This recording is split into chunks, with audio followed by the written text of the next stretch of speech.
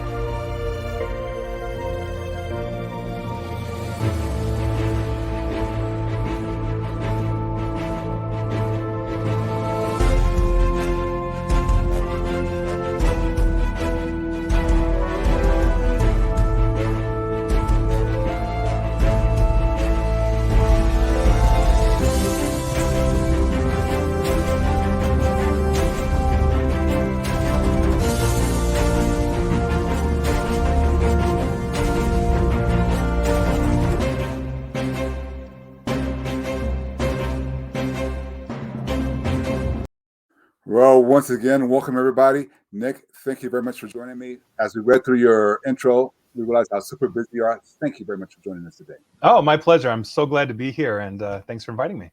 Yeah, it's going to be educational beyond belief while we pull apart your TED Talk. Now, traditionally, Nick, I start off with just one question. And that question, sometimes people don't like to really hear about it too much, but a lot of people love this. Can you tell us a little bit about your journey? Now, you've done 4 TED Talks, so this makes it kind of interesting, but your journey from the time you conceived the TED Talk until the time that you delivered it. And let's talk about that very first one you did. What was that journey like for you?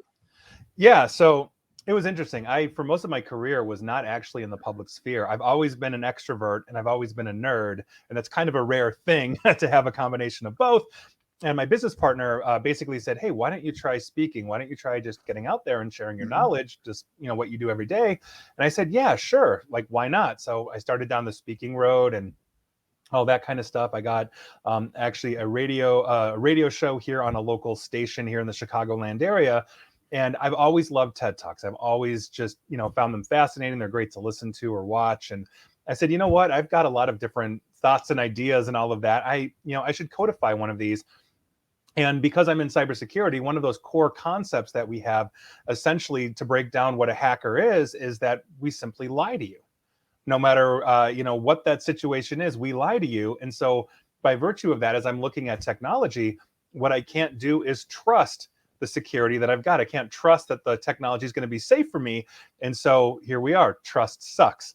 And it was originally actually the title of one of my presentations, which was fully titled Trust Sucks, or How I Learned to Stop Worrying and Love Paranoia. And that's essentially what I did. I just basically made that into the talk, and obviously went and interviewed for TEDx, all that kind of stuff. And from there, it was just, here we are. That was number 1. Was it difficult to get speaking or get people to take that subject matter? And was Trust Sucks the very first one that you did? Yeah, in terms of TED Talks, TEDx Talks, Yeah. yes, that was my very first one. I think the world has a need for this. We are living obviously in the big tech era. Everybody's adopting technology from young to incredibly old and incredibly young, and so this is a subject that I feel like has been the redheaded stepchild in the room, for Mm. quite some time. And I like to say that I've been the redheaded stepchild in the room until the last 5 years or so, because now as we see the basically cybersecurity become more prevalent in the news, you think of the 2016, Russian interference news, all that kind of stuff. I don't care what you believe politically, this was news. And by virtue of that, it kind of came to the forefront. People were realizing they're being data mined. People were realizing that hacking essentially was an inevitable event in the world, and hopefully it wouldn't happen to them. And so, by virtue of that, it's been a good combination of basically me being an extrovert and a cybersecurity expert, being able to talk on these. I wouldn't be here probably if that wasn't the case. Well, just I want to get into Trust Sucks a little bit, but I just want to ask you: was it difficult for you to come up with that title and for that title to be accepted? No, actually, so the event I did was TEDx Northbrook, which is here in the Chicagoland area, and I was one of about 200 or 300 applicants that they had, and I was one of 4 speakers that they selected. And so Mm. I walked in basically understanding that, okay, I'm going to build this, and my very first draft of this. It sounded like I was giving a speech to an accounting firm, meaning slide after slide of Yeah, points. I'm yeah, thinking to myself, yeah, no, wait a second. I've never seen a TED Talk where you are just busy with slides. It's conceptual. It's talking essentially, in the ether of consciousness, if you will. And so that's my second draft, is actually the one that I pitched to the committee that was vetting me and interviewing me for this, and they loved it. They said this was great, and they told me it came down to me and another person speaking in technology, but mine was the one that was more TED-ish, if you yes. will. So there you go. Well, now Trust Sucks is a good title. I love that, but what I think I loved more than that was your subtitle. Tell us about the one-word subtitle you had there. Trust Sucks, and the one-word subtitle. Yes, I I caught you, am didn't not. I? I'll be honest. I'm not. This is like 4 years ago. I'm not remembering the subtitle. What was the subtitle I had? Oftentimes, I believe, or something along those lines. Now that I'm thinking about it, I just listened to it an hour ago. Conditionally. Trust Yeah. sucks conditionally. Conditionally, right. I mean, and so one of my premise that I talk about in that is that we need trust in our lives. We cannot have a society without trust. And when you see a breakdown of trust in society, you really cease to have a society. In the same way that, like, you should be able to trust your spouse, and he or she should be able to trust you. You should be able to trust your kids, and vice versa. We need trust. I trust my mechanic's going to fix my car and not rip me off. But when it comes to the Mhm. technological infrastructure around us, we have to have a layer of distrust basically filter that, because the person that's connecting to us on Facebook may not actually be that long lost friend, or Prince Ubuntu in Nigeria may actually not exist, and he doesn't need help with his revolution and he's going to give you Right, money for it, right, right, right, which is a right, very common one. So yeah, right. trust sucks when it comes to technology. Well, and one thing that I liked how you pulled it apart, and I would like for you to pull it apart for our audience today. There's 2 major components. You said making up trust. Can you pull Yes. that apart for us, and let's talk about those a little bit? Yes, yeah. So there's 2 core sides to trust, and it's actually reinforced by a third, which I'll get to. But we have 2 types of trust. We have cognitive trust, and we have affective trust. And one of the things that I like to mention, I mentioned in that talk, and I also mentioned it on stage, is assume for a moment we're walking into a coffee shop, and we've been to this coffee shop 99 times in our lives. It's our local coffee shop. Our cognitive trust is our logic. It's based on our experience that we've had interacting with that coffee shop. So when we walk in, we know we've had 99 successful visits to that coffee shop. Our credit card's never been ripped off. We've never had a problem with the wireless. It's always been there. And so when we walk in on that 100th time, our cognitive trust, our logic says, I've had 0 problems. Therefore, it's safe to connect to the wireless. It's safe to use my credit card, et cetera, et cetera. Now, the flip side to that is affective trust. That is our emotional tie, our nostalgia, our understanding of the feeling that we have when we walk in. You walk in and it's your favorite barista, and you walk in, Norm, and Yeah, there's yeah. your favorite chair in the corner, and they're going to make your coffee just right. You get a sense of safety, a sense of security. Therefore, the wireless, by extension, is going to be safe.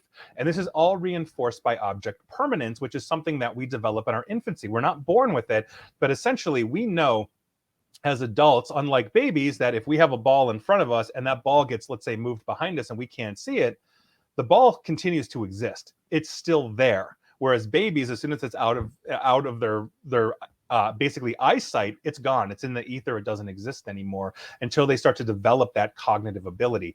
And so when we're walking into a place, what we are going to exploit, let's say as a malicious hacker, is the trust that you have in that place based on your logic and of experience, based on your familiarity with that. And essentially, you know that coffee shop's going to exist when you walk out the door every morning, and there's your object permanence. So that's essentially what we're talking about here. So what happens? I mean, why can't?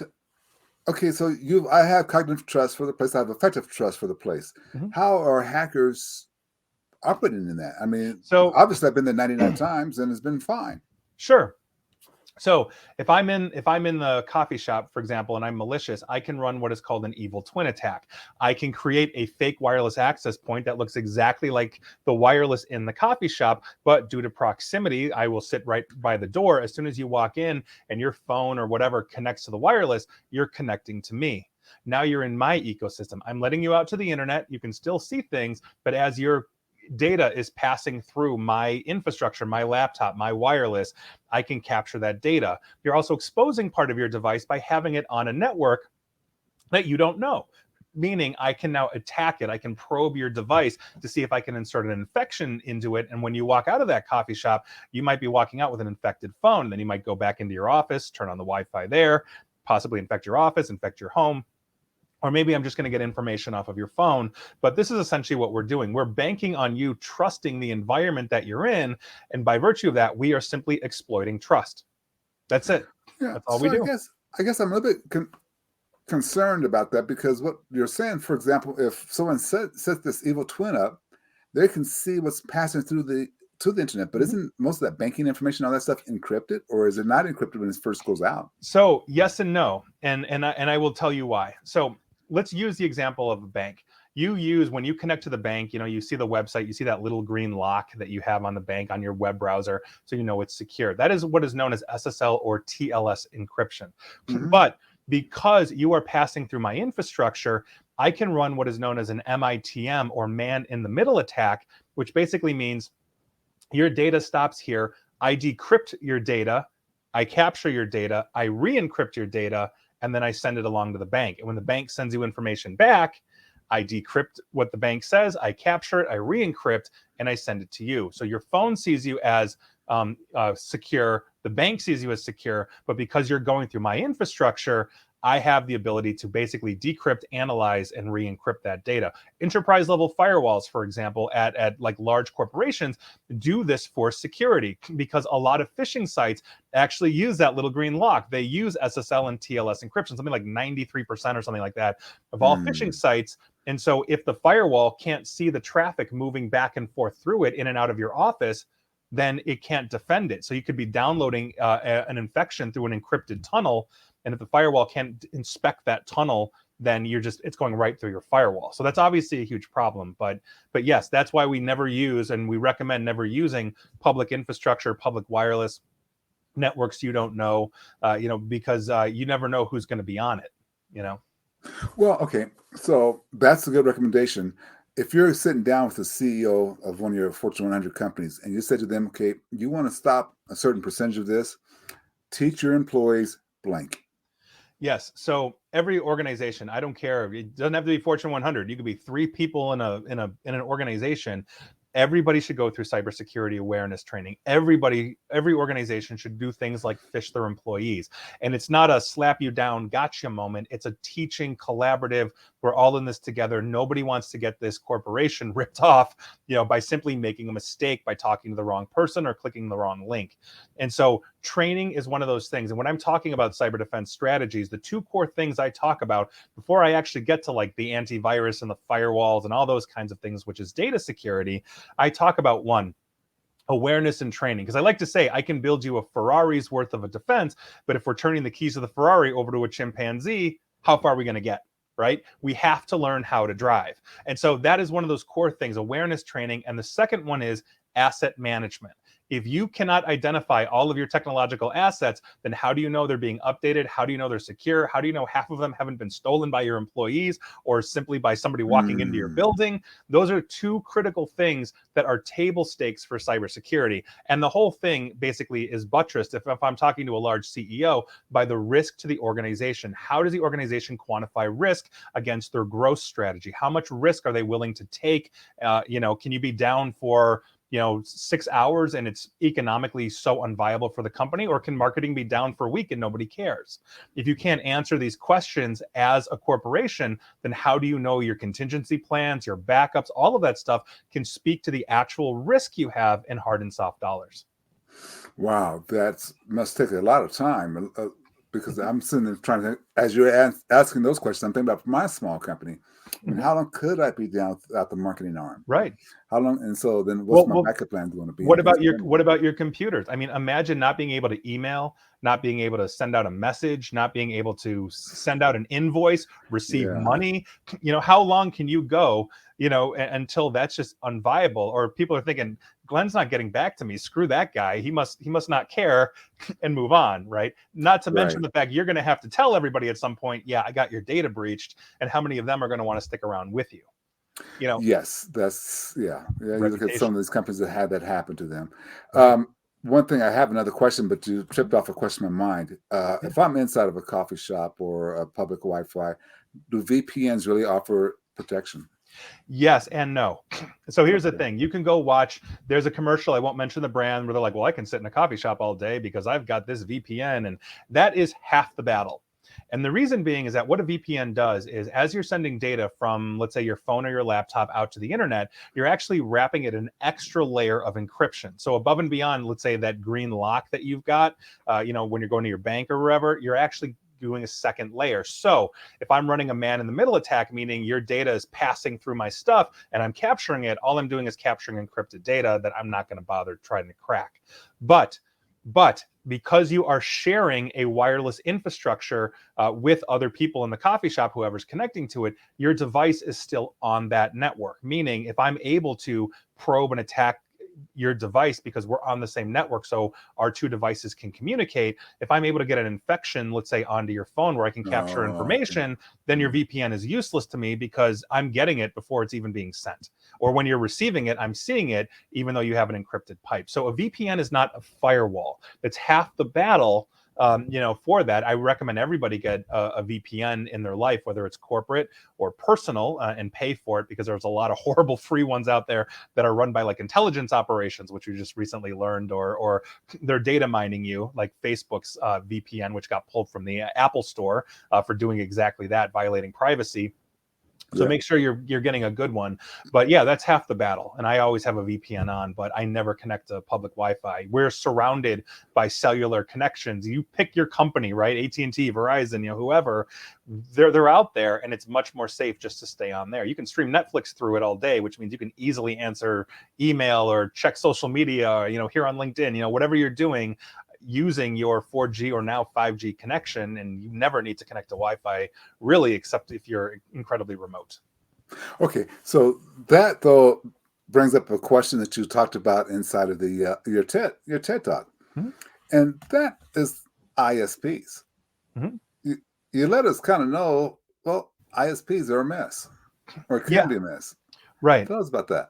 Yeah, so essentially, when you sign up for, and take your pick, I don't care who it is, AT&T, Verizon, Comcast, et cetera, to get internet connection in your home, they're going to basically ship you a modem. They're going to ship you a device that essentially you plug in, and the device is designed to be as easy as humanly possible for non-technical people to plug in and get running and just get onto the internet. The problem that we have is that the manufacturers of these devices oftentimes don't have good software development for security, meaning they're not patching these things, they're not updating these things until a massive amount of patches were out there. And when I did that talk, that was on the heels of learning that there was something like 70 odd known vulnerabilities in the modems that Comcast, AT&T, and I think it was Time Warner were all sending out from this one manufacturer, which basically means I could teach a third grade class how to break into this thing.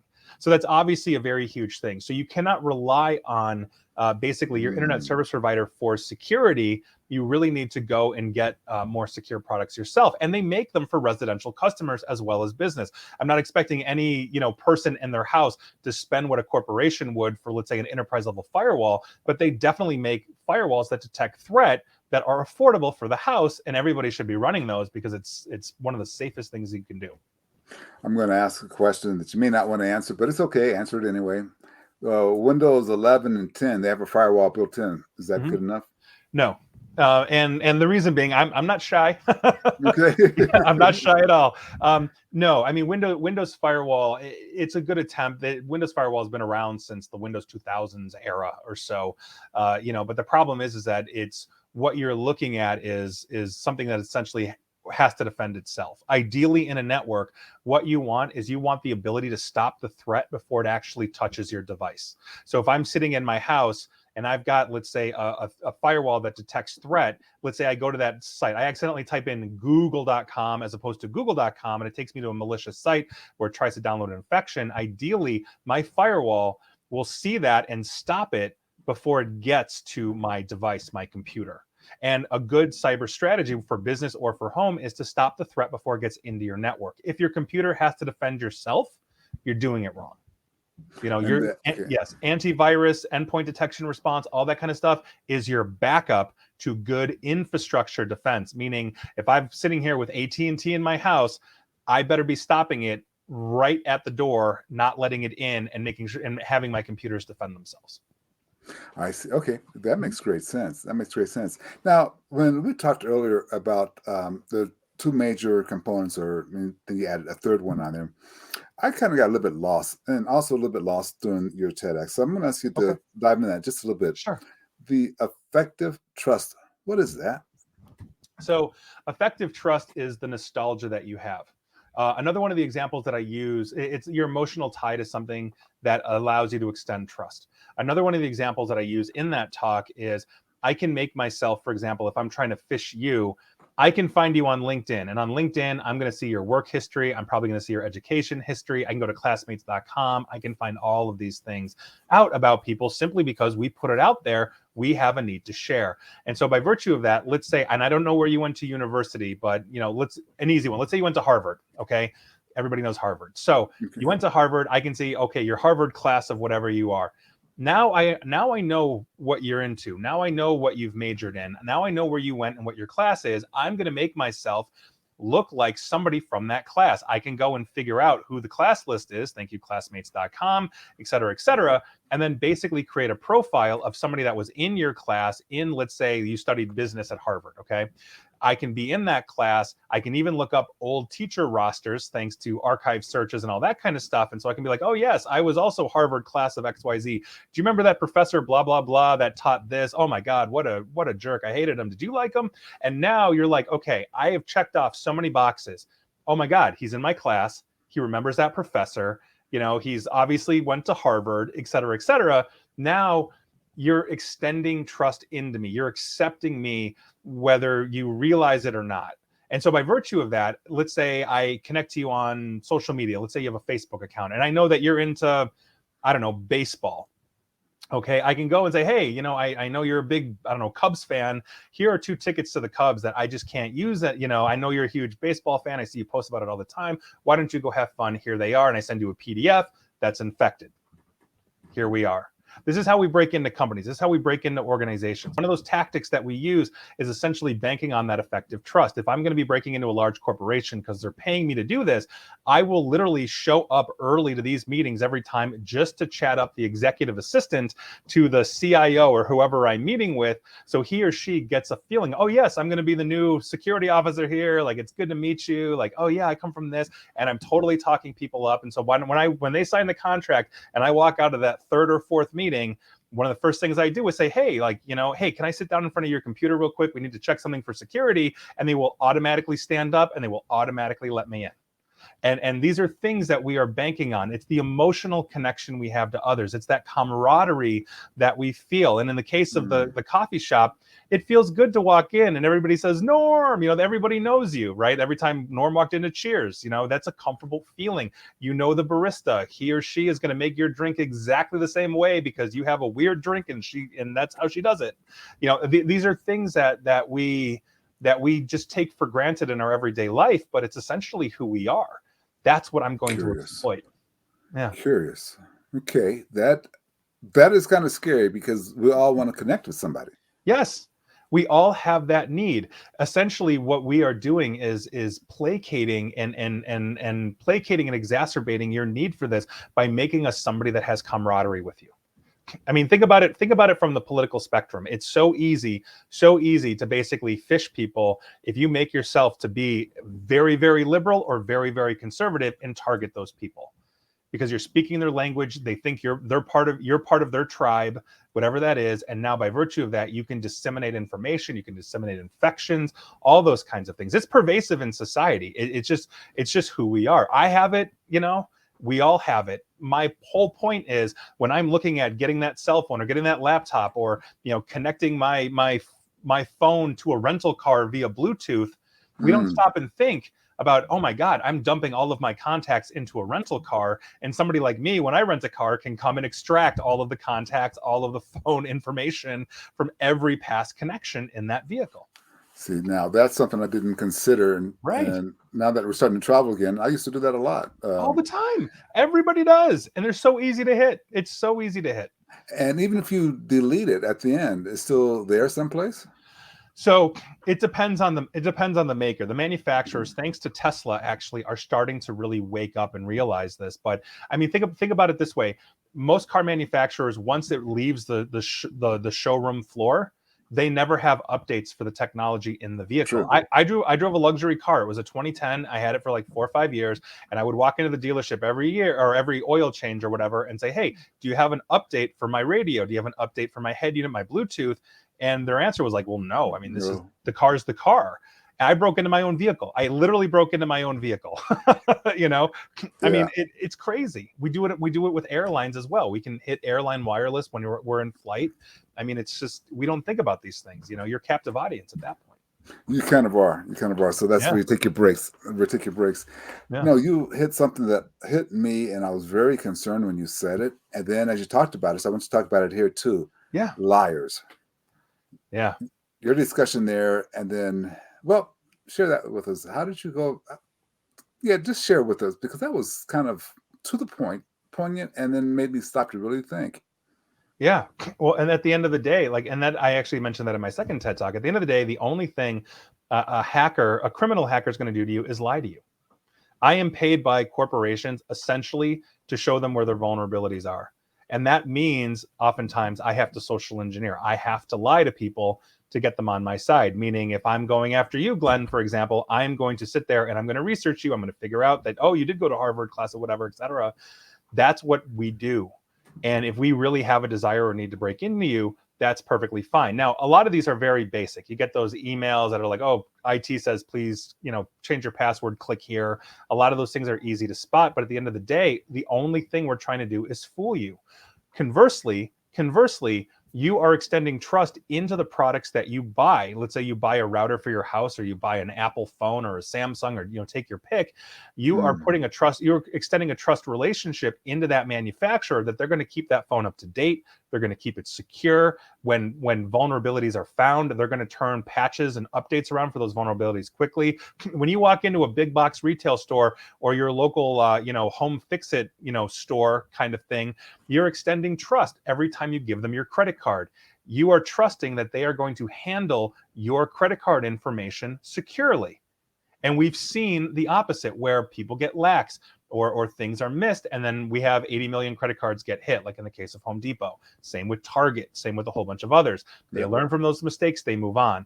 What we are fighting against in cybersecurity always is complacency. It is our biggest problem that we have, is that humans get complacent, organizations get complacent, IT departments get complacent, and it's something that we in cybersecurity simply just cannot afford to do, because that's when we drop the ball. That's when we get everybody hit. Wow. Okay. I want to push that a little bit more, because you said in your talk, you said that and I forget the research you quoted, but it says something along the lines of that we lie on average twice a day. Yes. And us lying to ourselves also helps people destroy our security. Yes. Well, and I think, and that for the record is a study done by Psychology Today. That's where that came from. Just for the record, I did not make that up. You can go Google that. Understand, though, that lying to yourself, depending on the circumstance, isn't necessarily a bad thing. So if you read somebody like Malcolm Gladwell, for example, he talks about, because he used to run track when he was living, I think it was in Jamaica, one of the Caribbean islands, I think it was Jamaica, where you basically, if you know that you're in the lane next to Usain Bolt, you have to convince yourself that you're going to beat the fastest man on the world. You know what I mean? You have to lie to yourself. Whether it's true or not, you are psyching yourself up. There are positives to essentially lying, but lying to yourself in other ways basically means that you're susceptible to the reception of a lie from somewhere else. Meaning, if it seems right to you and somebody is reinforcing that, there's another thing. So, for example, there's a lot of misinformation out there, and understand, for the record, and let me preface this with this: there's misinformation and there's disinformation, and disinformation turns into misinformation very quickly. Disinformation is an actual attempt, a knowing attempt to deceive, to put out information that is going to sway people or a population against one thing or the other. Misinformation are those people that see this. Basically, it confirms their bias, it's confirmation bias, and then they put it out thinking it's legitimate and it's urgent in some way, shape, or form. And that is essentially, if we're talking about lying, people are unknowingly lying when they are putting out misinformation, and here we are. And that's how things essentially go viral, if you will, in the misinformation, disinformation world. And again, I'm not talking, it doesn't have to be politics or COVID or anything like that. This is as old as time. Misinformation, disinformation is as old as society itself. And so these are things that we have to look for. So that ties into lying in the sense that if we are lying to ourselves, meaning we are putting our heads in the sand to ignore problems, meaning we're not going to research that misinformation, or I'm just automatically assuming everything around me is completely fine and safe and all good, we're doing ourselves a disservice. It's not the same as me saying I'm the best in the world because I can beat Usain Bolt. Maybe if I dropped 800 pounds and practiced, I started over at age 2 running. Right. I'd probably still be at the starting gate, but at least I'd have a better shot, But people will psych themselves up. I'm the best in the world no matter what, and they'll perform better. They will. It's proven. Well, let me just kind of paraphrase that. So if I say something, let's say I decided, okay, I'm going to say, if you have a teddy bear in your house, that's bad. And I'm giving out, that's disinformation. Sure. But then if I send that out to 100 people and 30 of those people recirculate that and say, hey, there's a study found that Glenn discovered that teddy bears in your house is bad karma or bad whatever. Right. When they do it, that's misinformation. Yes. Okay. Yes. Essentially, they are taking you as an authoritative source. Like, I am Glenn Daniels, teddy bear researcher extraordinaire. And my conclusion is this. And you could just be completely making it up. But you know what? You get those 3 people that have, some latent fear of teddy bears or fear of stuffed animals. And they're like, oh my God, he's right. He's absolutely right. I have to tell the world about this. Now I have proof. And that's essentially what it is. And we see it in a lot of different things. And not to, again, get political, but you can look at COVID misinformation. There are actual chiropractors out there giving virology information, and they have 0 training in virology. And again, I don't care what you think about COVID or, any of that. You shouldn't be taking advice from a chiropractor. I don't care what your belief is, unless it's on chiropractic things. In the same way that you would never ask me how to build a car. If you want it to work, that's fine. I would never, ever do that because I don't know how to build a car or install your HVAC or plumbing if you don't want to get flooded out or have your house burned down. We all have specialties. We should stay in our lanes, I think, in that sense. There are experts out there that spend a lifetime learning, researching, whatever that field is. Mine happens to be cybersecurity. Okay. I like that a lot. I want to ask you, though, you did 4 of these, and obviously they've had some impact. How did doing TED Talks impact your career or your organization? In fact, you know, because sometimes, like my TED Talk, I would say did blah blah blah blah. How did your TED Talk affect your career or your organization? Your TED Uh, Talks. well, honestly, I would say, especially my second one, really gave me a lot of recognition. That one had actually started being used in college curriculums. I don't want to say it went viral, but it's got a lot of views. The Bill and Melinda Gates Foundation's Trinity Challenge is using it as part of their educational course. Like I was very proud of that, and I'm proud of all of them, but that one was, I think, by far and away like a runaway. My goal, for the record, when I created these, wasn't necessarily was to put information out there, but my goal with this was essentially to create, I want to say, a mark on the world, in the sense that, when I die, if anybody that's related to me looks back and says, well, what did great uncle Nick do, or something like that, there's tangible proof that I'm attempting to contribute to the greater knowledge of society in a way that I can. And you may disagree with some of the premises in my talk, but you can't say I didn't try. Yeah. And that's so critical. My organization is 100% behind that. We believe that completely. Yeah. Make your impact. Yeah. Your impact. Absolutely. And I saw that in your opening. Yeah. How are you going to change 1% or impact your day 1% or whatever that was? And I'm thinking to myself, yeah, you're never going from 0 to 60 in a second, right? It's obviously it's incremental change. It's like cybersecurity. Every little thing that you do to make yourself more secure makes you that much harder to hit. Everything you do to improve your life makes you that much more improved. Well, and I look at the things, and I'll just share this thought with everyone. That is one of those solutions that, people don't like this term, but it could very well be considered a major trillion-dollar solution. How much money is lost because somebody has hacked Microsoft system or Target system? How many people ended up losing their jobs behind Target's having to cut back because they got sued so much, or T-Mobile? Those type of solutions that you're presenting to say, hey, stay out of this, because people can try to steal from you. Mm-hmm. Yeah. That's big time. So if you're in corporate, all I'm saying, that's big time money solution that you can't really put a dollar on, because you may charge $100,000, but if you protect them for $100 million, isn't that worth it? Yeah, no, absolutely. And what a lot of people don't realize is that what we are witnessing without actually witnessing it is the single largest wealth transfer in history, and it's going on right now. Yes. And in 2017, we essentially had a prediction that by the end of 2021, as in 10 days from now, basically we collectively, you, me, our governments, businesses, everybody will have spent about $1 trillion on cyber defense strategies. That's firewalls, antivirus, awareness training, all this kind of stuff, risk management, et cetera, et cetera, et cetera. But by the end of 2021, the prediction in 2017 was that criminal hackers will have extracted over $6 trillion from us, basically in insurance payouts and ransoms and all of these kinds of things. It's even the, grandma in Idaho that has to pay $500, to unlock her computer kind of thing. All of this adds up to about $6 trillion. And now the estimate is, in the next 2 years or so, that $6 trillion is going to cap over $10 trillion. This is a huge problem. Cyber insurance, by virtue of this, is also having a reckoning because they've not been able to quantify risk at all, in any real effective way, and they're just getting their shirts handed to them at this point.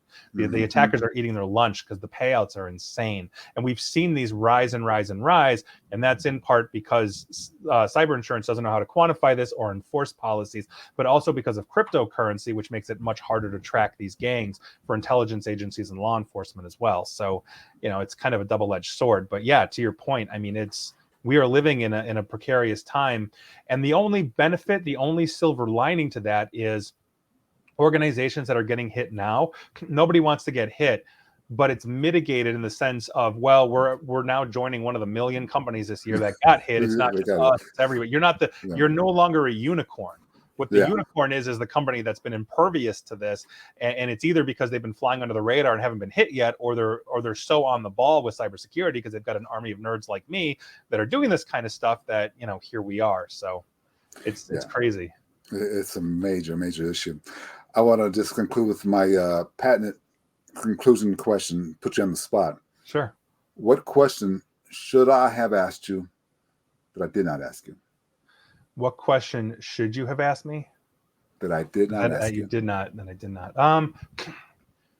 Well, I think the one that I would think of off the top of my head is how do people, or how should people get into cybersecurity? Or even why should people get into cybersecurity? I think if we're having a cybersecurity discussion, I think that's one of those things. And the reason why I say that is, according to the most recent report from the GAO and the government, we are almost 6 million cybersecurity seats short in the United States, meaning we can't hire. We're not training people fast enough. The government alone has almost 40,000 open cybersecurity positions, and they have problems hiring because they don't pay as well as private sector, and they also have zero tolerance on things like drugs. And basically, everybody under the age of 25 that we interview, we don't drug test for reasons anymore, you know. And so it's a different society. But if I'm talking about cybersecurity, usually that's something that I think is just important to ring the bell on, you know. And I like to say, if I'm on stage and I have, you know, somebody raises their hand and says, you know, oh, my kid is in college, should he or she go into cybersecurity? And my default answer is, you know, yes, we need the help. They're going to get a good paying job. And even if they suck at it, they're going to make enough money to get basically out of your basement, get their own place, you know, start living their life. Because quite frankly, we're hiring everybody that's got any kind of qualification at this point. It's a huge problem in my industry right now. Yeah, that's good to know. That's good to know, ladies and gentlemen. That's good to know. So now, what are you doing right now to help people? What are you doing right now to help? What am I doing right now to help people? Outside of the talks, I just delivered my fourth one back in October. So I'm on the board of a charity here in Chicago called KEEN, Kids Enjoy Exercise Now. It helps disabled children, like mentally disabled children, with safe places to exercise and socialize and all of that, which is something that's sorely needed. It's 100% free to our athletes, so that's great. I very much enjoy that. I also try to move the ball forward on my radio show, just talking about very interesting things. You know, I recently got to interview Neil deGrasse Tyson and talk about, the future of science. If, we turn into an authoritarian regime, what happens then? And he had some very interesting answers. My last radio show was on intellectual humility. We are losing intellectual humility thanks to social media, and that is a huge concern for society overall. So there's a lot. I try to find interesting things that I think the world should know about, and I try to do it in my daily podcast, videos, and radio show. Wow, excellent. So if I wanted to have you come in to do a talk to my organization, the email address is in the description. Is that how they would do it? The LinkedIn address. LinkedIn, my LinkedIn connection. Yeah, connect to me on LinkedIn and all of that, and just let me know you saw me here with Glenn, and I think we could have a good conversation. That's absolutely fantastic. I appreciate you taking the time. Like I said, we know by your credentials and what you've been doing that you're busy. I appreciate it so very much. Thank you. Thank you. Thank you for having me. Thank you for connecting with us here at Touchstone Publishers. Please join our group Essential Leadership Skills and share your leadership knowledge with us all.